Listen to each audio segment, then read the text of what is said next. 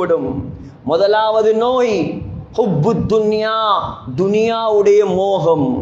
உலகம் கிடைத்தால் மட்டும் போதும், துனியாவில் பாப்புலராக வாழ்ந்தால் மட்டும் போதும், பணம் மட்டும் இருந்தால் போதும், பதவி மட்டும் இருந்தால் போதும், லக்ஷரி வாழ்க்கை மாத்திரம் இருந்தால் போதும். இந்த நியத்து அதிகமானவர்களுக்கு இந்த காலத்தில் உருவாகும். சொன்னார்கள் ஸல்லல்லாஹு அலைஹி வஸல்லம், இரண்டாவது வகராஹியத்துல் மௌத், மௌத் என்றால் உங்களுக்கு பிடிக்காது, மௌத்தாக விருப்பம் இருக்காது, மௌத்தை வெறுப்பீர்கள், துனியாவை நேசிப்பீர்கள்.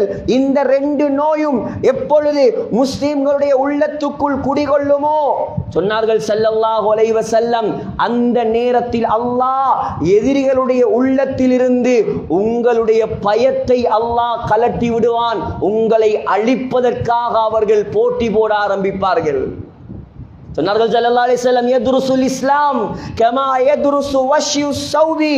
சொன்னார்கள் ஸல்லல்லாஹு அலைஹி வஸல்லம், இப்னு மாஜாவில் வருகிறது, எப்படி எங்கட உடுப்பு பலசாக உடுப்புல இருந்து சாயம் போக ஆரம்பிக்குமோ, அதே போல இஸ்லாமும் முஸ்லிம்கள்ட்ட இருந்து சாயம் மாறி போக ஆரம்பிக்கும்.